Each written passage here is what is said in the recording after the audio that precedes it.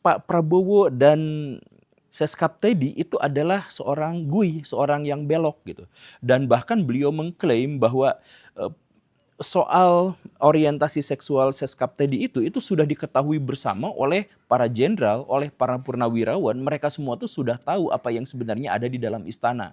Lebih lanjut lagi, Sri Bintang Pamungkas mengatakan bahwa memang sudah biasa di lingkar dalam istana dan bahkan di istananya sendiri itu praktek-praktek belok seperti itu adalah sesuatu yang sudah lumrah dan bahkan sudah jadi rahasia umum.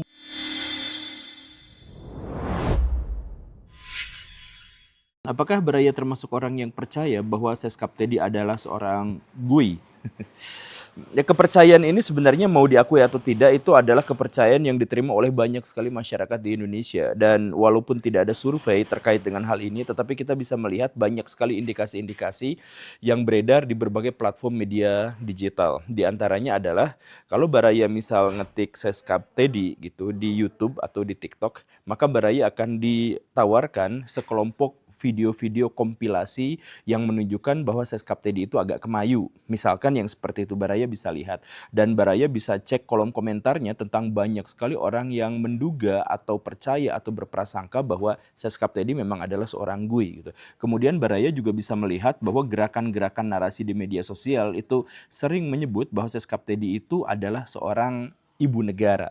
Baraya juga bisa mengetahui itu. Atau Baraya cek misalkan video-video tentang The Hambalang Boys gitu. Ya, walaupun banyak sekali admin dari video itu tuh sama sekali tidak mengarahkan orang untuk percaya bahwa beliau itu GUI, tetapi kalau Baraya cek di kolom komentarnya itu penuh sekali dengan ujaran-ujaran yang menegaskan tentang begitu banyaknya orang yang percaya bahwa Seskap Tedi itu adalah seorang GUI. Saya tidak akan berbicara tentang apakah saya percaya atau tidak, tetapi saya akan memberikan kepada Baraya kronologi tentang bagaimana isu ini tuh berkembang. Yuk kita mulai tanpa intro. Oktober tahun 2013, untuk pertama kalinya Pak Prabowo Subianto itu memperkenalkan sekelompok anak muda yang selama ini membantunya dan menjadi sekretaris pribadinya, mengurusi masalah-masalahnya, kemudian mengatasi berbagai rintangan yang terkait dengan pribadinya dan sebagainya. Di tahun 2013 itu, orang-orang yang disebut itu diantaranya adalah Sudaryono, Sugiono, dan Dirga Yuza yang semuanya disebut sebagai kesatria Jedi, gitu. Kesatria Jedi gitu ya. Ini sebenarnya adalah awal mulanya di mana Pak Prabowo Subianto menunjukkan bahwa sekretaris pribadinya itu ternyata adalah pria-pria yang nampak intelektual, nampak gagah, nampak tampan, dan semuanya adalah kelompok anak-anak muda. Tak lama setelah itu, satu demi satu The Hambalang Boys itu diperkenalkan. Sampai akhirnya yang terakhir tahun 2024 itu Pak Prabowo Subianto juga memperkenalkan Agung Surahman, Rizky Irmansyah, dan Rajiv Sutirto. Yang semuanya juga diperkenalkan sebagai sekretarisnya, sebagai orang yang dekat dengannya.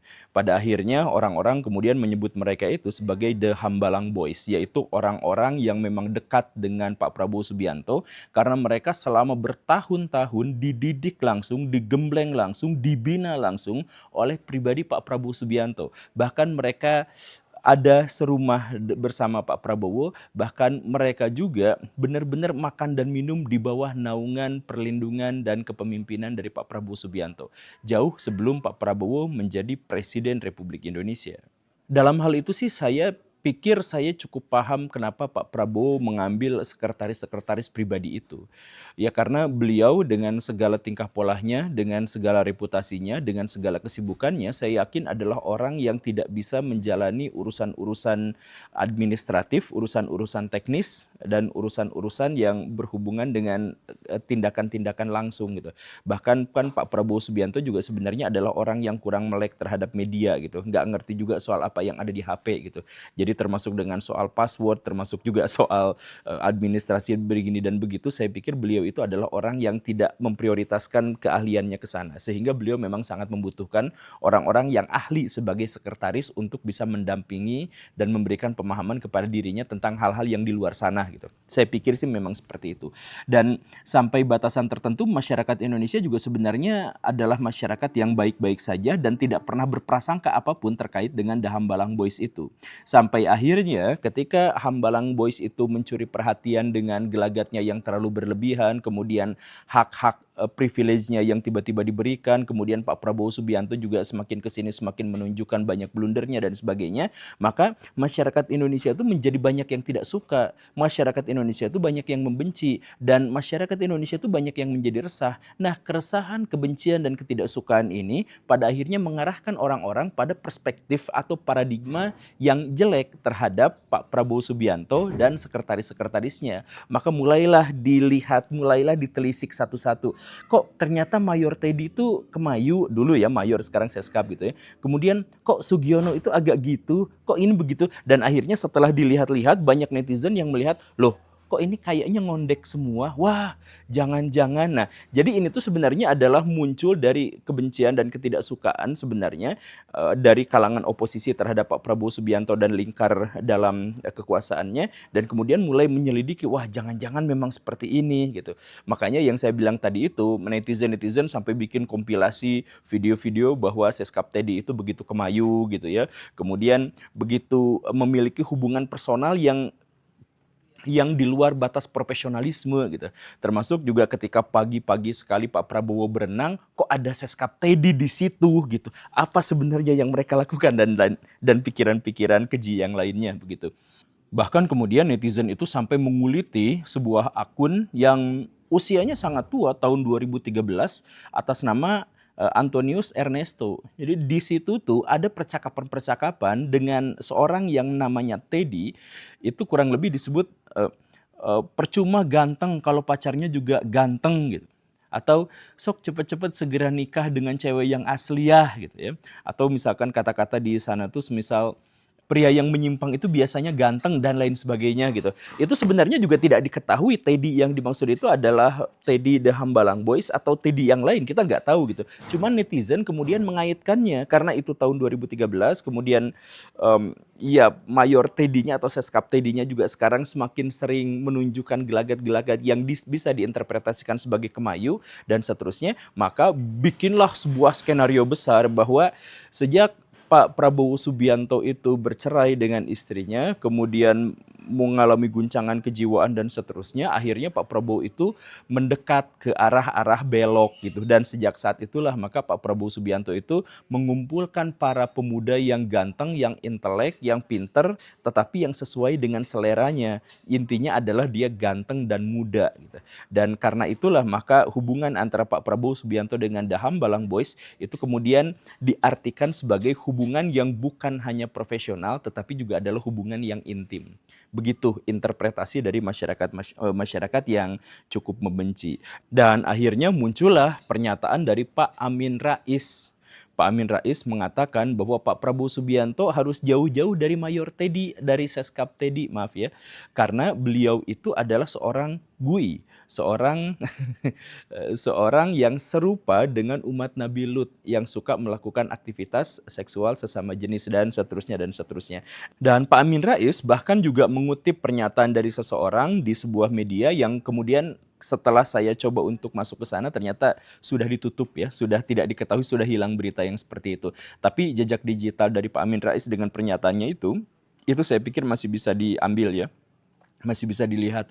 Pada waktu itu segera menimbulkan keresahan di kalangan istana gitu. Bahkan salah satu kementerian di Indonesia itu sampai mengancam Pak Amin Rais itu untuk diadili gitu. Karena menebarkan fitnah dan seterusnya gitu ya. Dan kemudian sama Pak Amin Rais ditantang balik gitu. Oke, silahkan pidanakan saya, tetapi saya akan kirim staf-staf paling ahli, paling hebat untuk menunjukkan bahwa Seskap Teddy itu adalah benar-benar seorang GUI. Terjadi persengketaan di antara kalangan-kalangan elit gitu ya. Kalau misalkan kita ya B aja sebenarnya, tapi itu kan lucu-lucuan gitu karena orang yang sudah sepuh, orang yang sudah ya yang hidup di masa lalu dan sudah melewati masa jayanya, tapi bisa mengundang kontroversi yang seru itu gitu. Dan itu pun belum berakhir karena ada aktivis 98 yang sangat terkemuka, yang sangat populer dan adalah salah seorang yang benar-benar mewujudkan ide-ide reformasi di tahun 1998, namanya adalah Sri Bintang Pamungkas. Beliau juga mengatakan bahwa apa yang dikatakan Pak Amin Rais itu bukan sesuatu yang aneh. Bahkan saya sudah mengatakan 1-2 tahun yang lalu bahwa memang Pak Prabowo dan Seskap Tedi itu adalah seorang GUI, seorang yang belok gitu. Dan bahkan beliau mengklaim bahwa eh, soal orientasi seksual Seskap Tedi itu sudah diketahui bersama oleh para jenderal, oleh para purnawirawan. Mereka semua tuh sudah tahu apa yang sebenarnya ada di dalam istana. Lebih lanjut lagi, Sri Bintang Pamungkas mengatakan bahwa memang sudah biasa di lingkar dalam istana dan bahkan di istananya sendiri itu praktek-praktek belok seperti itu adalah sesuatu yang sudah lumrah dan bahkan sudah jadi rahasia umum katanya. Itu di kalangan elitnya emang udah pada gitu semuanya, udah pada tahu semuanya begitu. Dan akhirnya Pak Sri Bintang itu juga mengatakan bahwa itu dimulai itu ketika Pak Prabowo Subianto itu bercerai dengan istrinya, kemudian mengalami kegalauan yang hebat dan seterusnya, dan akhirnya menjadi seperti itu gitu. Pada bagian ini saya cukup bingung sebenarnya dengan pernyataan-pernyataan dari Pak Sri Bintang karena Eh, saya tidak tahu apakah beliau tuh benar-benar menuding Pak Prabowo Subianto sebagai pelaku itu atau hanya mengatakan bahwa di dalam lingkaran terdalam istana itu banyak sekali kamar-kamar yang ditempati oleh gui-gui gitu, yang banyak gitu.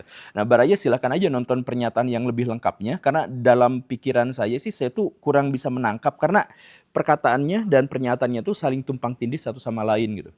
Jadi silakan saja dicek, saya hanya mewartakan saja kepada Baraya.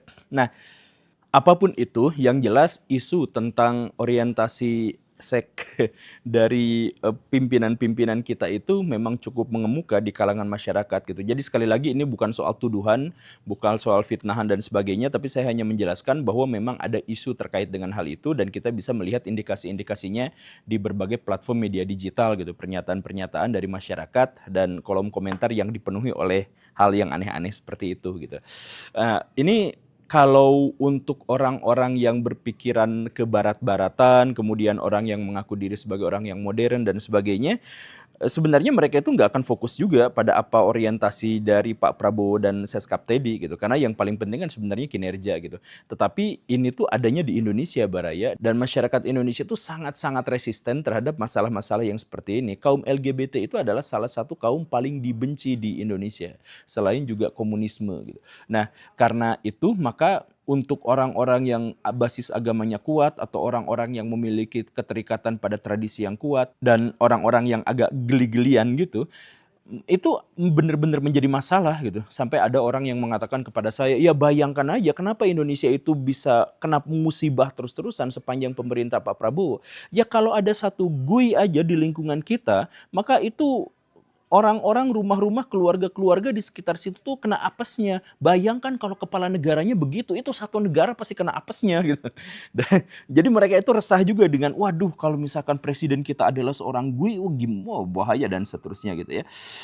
Ya itu yang akhirnya menyebabkan kebencian dan keresahan dari masyarakat kita itu jadi memiliki lebih banyak amunisi untuk dijadikan sebagai ujaran kebencian di media sosial. Bagaimana dengan tanggapan saya? Ya, seperti yang saya katakan tadi bahwa saya itu sebenarnya hanya merekap saja kepada Baraya tentang bagaimana isu ini berkembang. Kalau saya pribadi sih ya, em, kita tuh komitmen, saya dan Subreker Guru Gembul itu komitmen bahwa kita tuh tidak akan membahas hal-hal yang terlalu pribadi gitu. Itu adalah urusan dirinya sendiri, aib nggak akan kita bongkar dan nggak akan kita sebarluaskan gitu. Tetapi kita itu fokus pada hal-hal yang berurusan dengan kepentingan-kepentingan publik gitu.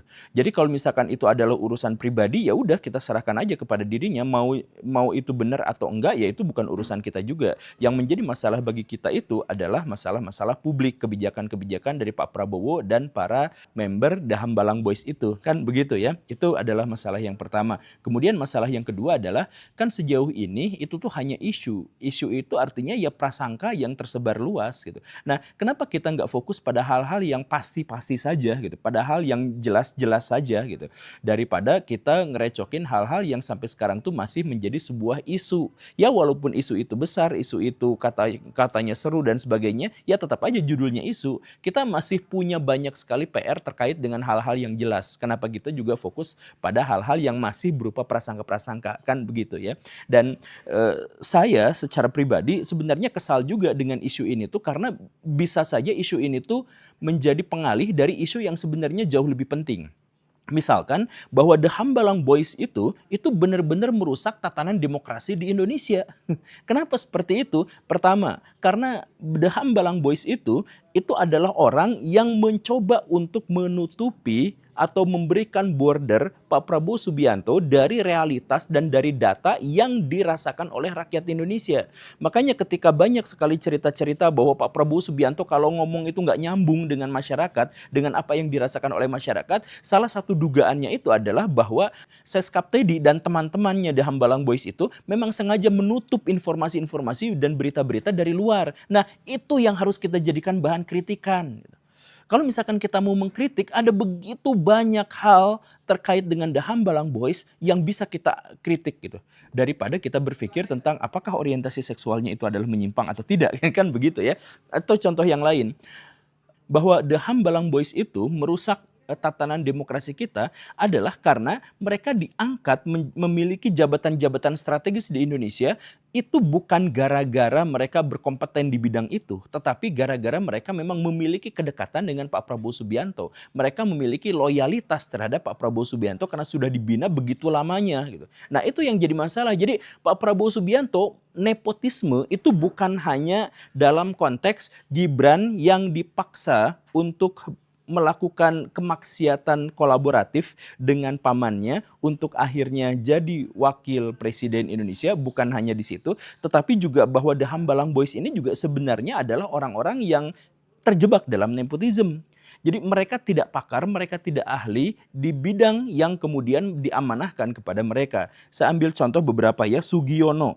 Itu adalah The Hambalang Boys dan tiba-tiba berubah menjadi Menteri Luar Negeri. Padahal tidak memiliki portofolio, tidak memiliki reputasi, tidak memiliki prestasi, tidak memiliki catatan akademik dengan apapun yang berhubungan dengan keluar negerian atau pemerintah atau Kementerian Luar Negeri. Itu kan harusnya kita catat. Kemudian Sudaryono jadi Wakil Menteri Pertanian Republik Indonesia. Kemudian Prasetyo Hadi jadi Menteri Sekretaris Negara. Kemudian Angga Raka Prabowo itu jadi Wakil Menteri Komunikasi dan Digital. Kemudian Pak Teddy sudah kita ketahui. Kemudian ada Dirga Yusa sebagai staf khusus Presiden di bidang komunikasi dan seterusnya dan seterusnya. Nah, inilah yang harus kita ajukan kritik. Jadi mereka yang sebenarnya dekat dengan Pak Prabowo kemudian mendapatkan jabatan-jabatan yang mentereng, yang banyak di antara mereka sebenarnya tidak memiliki kualifikasi di bidang itu. Nah, fokus kritikan kita tuh harusnya ke situ gitu.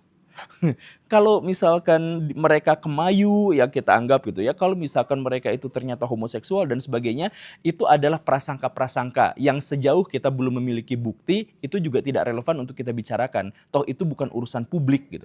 Menjadi urusan publik itu adalah kalau misalkan Mayor Teddy yang kemudian dia mengaku sebagai kemudian mengajak kepada orang-orang, ayo kita jadikan semua gitu, misalkan seperti itu. Nah, baru kita permasalahkan karena itu sudah menjadi urusan publik gitu. Tapi selama itu urusan pribadi mereka, ya fokus kita itu adalah pada urusan-urusan kebijakan-kebijakan yang berdampak pada masalah-masalah kemasyarakatan, bukan pribadi mereka.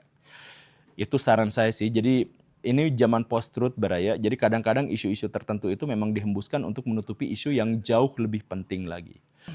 Kawannya kawan saya itu punya pandangan bahwa Prabowo Subianto itu adalah seorang pecundang yang hanya bisa menang ketika dia curang. Menjalani pemilu, dia kalah, lalu kalah lagi, dan sekali menangnya, ya menang gara-gara curang. Dan bukan hanya kecurangan, tetapi beliau juga sampai harus mengingkari prinsip hidup, harus mengingkari pendapat dan gagasan yang selama ini dianutnya. Jadi untuk bisa menang harus menggait dinasti politik, padahal dinasti politik itu adalah yang dibencinya. Kemudian untuk menang beliau tuh harus joget-joget yang sama sekali tidak mencitrakan karakteristik seorang perwira seperti dirinya dan seterusnya. Dan karena kemenangan itu adalah hal yang sangat langka untuk para pecundang, maka sekali menang beliau tuh pasti langsung mencoba untuk mempertahankan kekuasaannya, kemenangannya, apapun yang terjadi. Lagi-lagi termasuk harus curang, termasuk juga harus mengingkari prinsip-prinsip dalam kehidupannya. Nah kan, makanya keyakinan dari teman saya terkait dengan Pak Prabowo Subianto akan mempertahankan kekuasaannya bagaimanapun juga karena itu adalah langka baginya, itu terlihat dalam berbagai perkataan dan perbuatannya. Misalkan kita melihat kemarin Pak Prabowo Subianto itu memecat Kepala BGN Pak Dadan Hindayana. Dan tak lama setelah itu, Pak Dadannya langsung berurusan dengan penegak hukum dan diciduk atas alasan melakukan markup dana. Kan begitu ya. Nah, makanya dari situ tuh publik kemudian bertanya-tanya, karena sebenarnya masalahnya itu bukan kenapa dia dipecat, tapi kenapa dia diangkat. Kan beliau tidak memiliki reputasi di bidang birokrasi. Beliau juga tidak memiliki kompetensi di bidang pergizian. Lalu kenapa diangkat? Kemudian setelah digoyang oleh begitu banyak isu-isu yang dikembangkan oleh masyarakat soal korupsi motor listrik, korupsi kaos kaki dan sebagainya, akhirnya memang benar-benar dicoret, diganti oleh Ibu Nanik Deyang. Yang sebenarnya Ibu Nanik Deyang ini plot twistnya ya. Ibu Nanik Deyang itu adalah wakil ketua Yayasan GSN. Siapa itu GSN? GSN itu adalah yayasan yang pembinanya adalah Pak Prabowo Subianto. Kemudian orang-orang yang menyelenggarakannya juga adalah antek-antek teman-teman dan orang-orang di dalam lingkar dalam Pak Prabowo. Kemudian dia juga ternyata memiliki bisnis SPPG di sejumlah titik. Nah, wakil ketuanya adalah Ibu Nanik ini. Jadi sebenarnya Pak Prabowo memecat Pak Dadan kemudian menyerahkan kepada siapa? Kepada orangnya juga. Wakil ketua yayasan yang pembinanya adalah Pak Prabowo juga. Jadi ini adalah ajang untuk mempertahankan kekuasaan. Pak Prabowo bikin kebijakan yang anggarannya itu sampai ratusan triliun. Setelah itu diselenggarakan sama siapa? Sama lingkar terdalam Pak Prabowo Subianto juga, termasuk yayasan yang namanya GSN ini, yang kemudian Ibu Nanik adalah wakil ketuanya. Kan ini plot twist yang lucu gitu. Tapi intinya sebenarnya MBG terbukti dalam konteks ini bukan untuk mensejahterakan rakyat, tetapi dikelola bersama-sama oleh lingkar terdalam Pak Prabowo Subianto sendiri.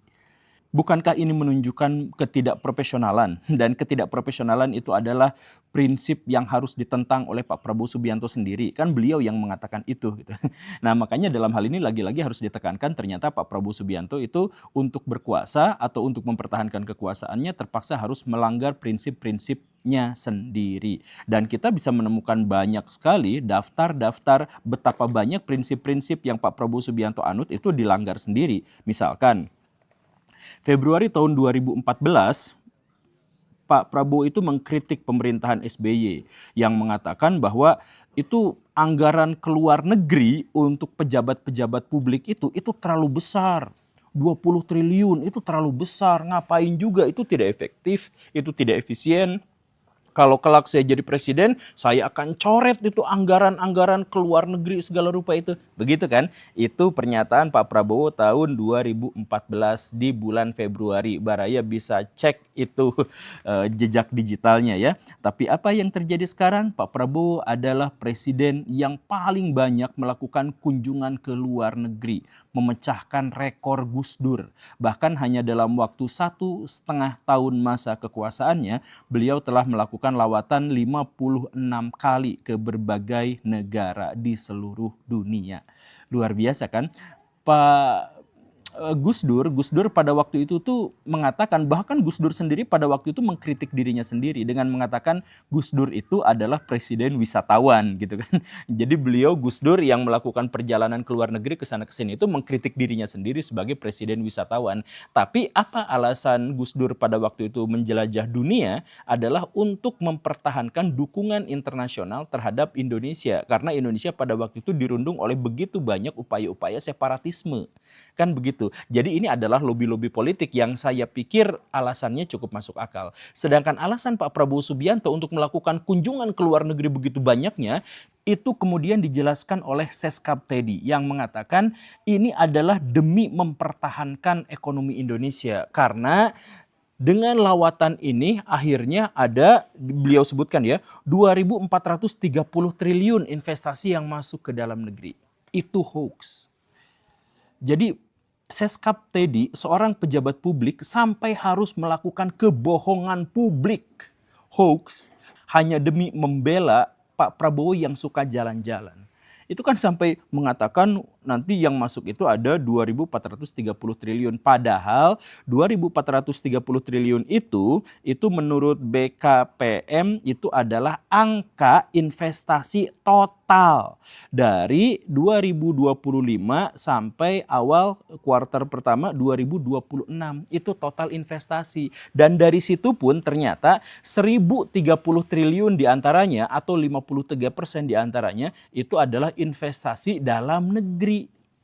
Dan sama sekali tidak ada hubungannya dengan lawatan Pak Presiden keliling dunia. Dan bahkan investasi luar negeri itu pun itu sama sekali atau hampir tidak ada yang didapatkan dari lawatan Pak Presiden Prabowo Subianto ke luar negeri. Jadi ini alasannya kenapa Pak Prabowo jalan-jalan terus ke Paris. Kenapa harus ke sana? Kenapa harus kemana-mana? Kan Pak Prabowo Subianto sendiri yang mengatakan bahwa itu adalah pemborosan. Dan kalau jadi presiden tidak akan mengizinkan, bahkan anggarannya akan dicoret dan sebagainya. Kenapa sekarang justru malah melakukan itu? Dan kenapa hanya demi melakukan itu sampai menyuruh orang untuk melakukan kebohongan publik?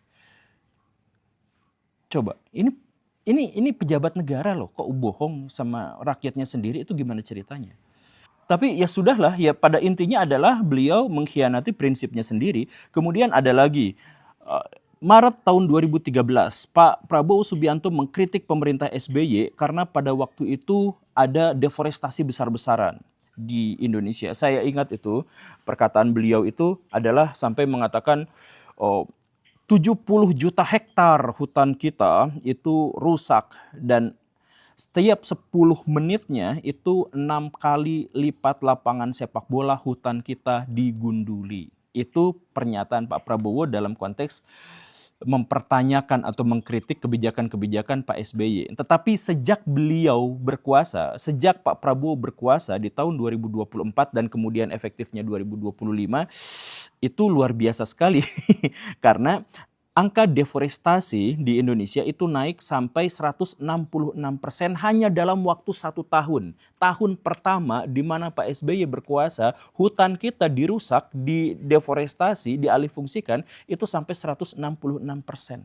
Itu adalah data menurut Auriga. Saya pernah bikin videonya ini hasil kolaborasi dengan Auriga. Itu mengerikan sekali Baraya, karena hutan kita itu diberantas itu justru gara-gara kebijakan-kebijakan Pak Prabowo Subianto yang langsung ditandatangani oleh beliau. Di antaranya adalah untuk food estate, untuk pertambangan, dan untuk sawit. Yang kemudian Pak Prabowo Subianto juga mengatakan, jangan khawatir soal sawit, itu kan pohon. Begitu kan? Nah, jadi sekarang Baraya bayangkan, Pak Prabowo yang dulu itu mengkritik Pak SBY gara-gara deforestasi, sekarang beliau melakukan hal yang jauh lebih besar dari yang dilakukan oleh Pak SBY. Nah, ini bukannya ini mengkritik dirinya sendiri, bukannya ini berarti mengkhianati prinsipnya sendiri. Tapi itu juga belum selesai. Kita melihat lagi, Januari tahun 2019, Pak Prabowo Subianto mengatakan bahwa nepotisme adalah akar dari pelemahan konstitusi negara.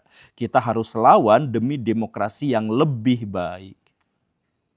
4 tahun kemudian, Pak Prabowo Subianto mengatakan, ya saya memang rekrut dinasti Jokowi, tapi kan dinasti ini demi mengabdi kepada masyarakat. Apa salahnya? Kok Pak Prabowo bertanya kepada kita apa salahnya? Ya tanya kepada Pak Prabowo 5 tahun yang lalu, 4 tahun yang lalu yang mengatakan bahwa politik dinasti itu merusak demokrasi. Ya, ini nanyanya jangan pura-pura lupa Pak. Ya silahkan tanya kepada Pak Prabowo di tahun itu. Datang ke rumah Nobita, pinjam kantong Doraemon, kembali ke masa lalu, bertanya kepada Pak Prabowo di masa lalu. Ini apa salahnya kalau politik dinasti? Kan gitu, sesederhana itu Pak. Ini malah bertanya lagi kepada kita. Tapi intinya balik lagi, demi kekuasaan beliau harus mengambil politik dinasti itu. Begitu kan? Ya begitu. Ya kalau misalkan sekarang ada kok manfaatnya politik dinasti, ya silakan sebutkan kepada Pak Prabowo yang dulu gitu. Terus ada lagi nih, Januari tahun 2014, Pak Prabowo Subianto itu mengatakan kabinet SBY itu terlalu gendut, nggak efisien, nggak bersih, itu beban negara. Kalau saya jadi presidennya, saya akan rampingkan, saya akan efisienkan. Ya, tapi ketika beliau benar-benar berkuasa, maka beliau akhirnya membentuk kabinet paling gemuk sepanjang sejarah Indonesia.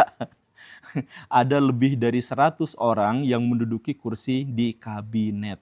Wih, luar biasa kan? Dan anggarannya ya tentu saja adalah yang paling gemuk juga di seluruh dunia. Saya dulu berkolaborasi misalkan dengan Kementerian Pendidikan Ya cuman satu itu aja dengan Kementerian Pendidikan. Pas saya mau kolaborasi lagi, sekarang jadi ada 3 Kementerian Pendidikan. Wih, kok bisa sampai sebegitunya dipecah gitu ya, jadi kebudayaan, jadi pendidikan, jadi macam-macam yang segala rupa seperti itu. Ya ini kan menyalahi prinsip Pak Prabowo sendiri yang mengatakan justru kabinet yang seperti ini itu tidak efisien dan mengancam anggaran untuk rakyat. Kabinet itu sedikit aja, kata beliau di tahun 2014. Dan kemarin bahkan Pak Prabowo Subianto itu kan pernah mengutip pernyataan Putin yang sedikit diplesetin gitu ya. Putin itu kan pernah ngomong dulu, kalau mau menghancurkan kapitalisme, hancurkan mata uangnya. Nah kemudian sama Pak Prabowo dipelintir sedikit. Kalau mau menghancurkan ekonomi sebuah negara, dalam kurung yang pakai prinsip kapitalisme, ya hancurkan mata uangnya. Itu kata Pak Prabowo Subianto, dan itu masuk akal karena kalau misalkan kita mau melihat krisis-krisis yang terjadi di Indonesia atau di seluruh dunia itu biasanya diawali dan atau disertai dengan kehancuran nilai mata uangnya. Krisis ekonomi misalkan Indonesia tahun 65 itu gara-gara mata uang rupiah itu anjlok, dan kemudian kejadian juga tahun 1998 itu kan gara-gara rupiahnya anjlok, maka negaranya hancur kan begitu. Jadi pernyataan Pak Prabowo dalam mengutip pernyataan Pak Putin itu masuk akal, itu realistis. Yang jadi masalahnya itu adalah kenapa Pak Prabowo justru yang melanggar itu. Pak Prabowo bikin MBG, Pak Prabowo bikin Koperasi Merah Putih, yang itu semua oleh para ekonom sudah dinobatkan sebagai pihak yang menyebabkan kehancuran ekonomi Indonesia, yang menyebabkan rupiah anjlok, investor pada kabur, IHSG itu melempem, jatuh ke dasar yang paling bawah. Itu kan alasannya. Tapi Pak Prabowo tetap mempertahankan MBG, kan begitu. Dan kemudian Pak Prabowo mengatakan dan mengingkari kata-katanya 2 tahun sebelumnya dengan mengatakan gak apa-apa, jangan khawatir kalau dolar kita naik. Karena orang desa itu tidak makan dolar, tidak pakai dolar.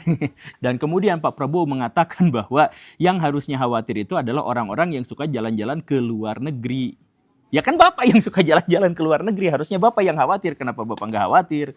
Menteri Keuangan aja khawatir, kok Bapak nggak khawatir, gimana sih ini? Jadi semuanya tuh muter di situ-situ aja. Bapak yang mengatakan ini, kemudian mengingkarinya. Bapak yang menjanjikannya, kemudian Bapak yang mengingkarinya. Bapak ingat kan, Pak Prabowo Subianto itu pasti ingat bahwa Pak Prabowo Subianto itu pernah mengatakan, catat ini, rekam ini, ayo semuanya catat, rekam ya, bahwa kalau saya jadi presiden, nanti kesehatan tidak bayar, pendidikan tidak bayar. Tapi sekarang kesehatan anggarannya dipotong 15%, pendidikan anggarannya dipotong 44%. Oleh siapa? Oleh Pak Prabowo Subianto sendiri atas alasan efisiensi. Nah ini gimana ceritanya coba? Kan Pak Prabowo yang mengatakan sendiri. Jadi kita tuh sebenarnya nggak usah mengkritik Pak Prabowo Subianto, tinggal benturkan aja dengan pernyataan sebelumnya. Karena Pak Prabowo itu kan dulu adalah kritikus yang vokal. Di zaman SBY kritikus yang vokal, kemudian di zaman Pak Jokowi juga seperti itu. Tapi semua yang beliau kritikan itu pada akhirnya beliau lakukan bahkan dengan intensi yang jauh-jauh lebih besar lagi, lebih rapat lagi, lebih mengerikan lagi. Begitu kan? Nah sekarang ya kita ketahui pada akhirnya tujuannya sebenarnya bukan untuk kesejahteraan rakyat, bukan apa, tapi tujuannya begitu oportunisnya, yaitu apa? Untuk melanggengkan kekuasaannya yang sebenarnya rapuh, kekuasaannya yang dengan susah payah beliau dapatkan, kesuksesan, keberhasilan, kemenangan yang sebenarnya langka untuk didapatkan kan gitu ya. Ya makanya dipertahankan. Coba sekarang Baraya cek. Semua hal yang dilakukan oleh Pak Prabowo Subianto itu sebenarnya tidak jauh dari upaya untuk mempertahankan kekuasaannya. Kita lihat misalkan MBG yang menyengsarakan rakyat, yang membuat tukang nasi kuning, yang membuat tukang kantin di sekolah dan sebagainya itu berguguran satu demi satu, yang mencekik ekonomi rakyat, itu sebenarnya programnya siapa? Programnya Pak Prabowo. Yang menghancurkan rupiah, yang menghancurkan IHSG itu adalah programnya Pak Prabowo. Demi apa?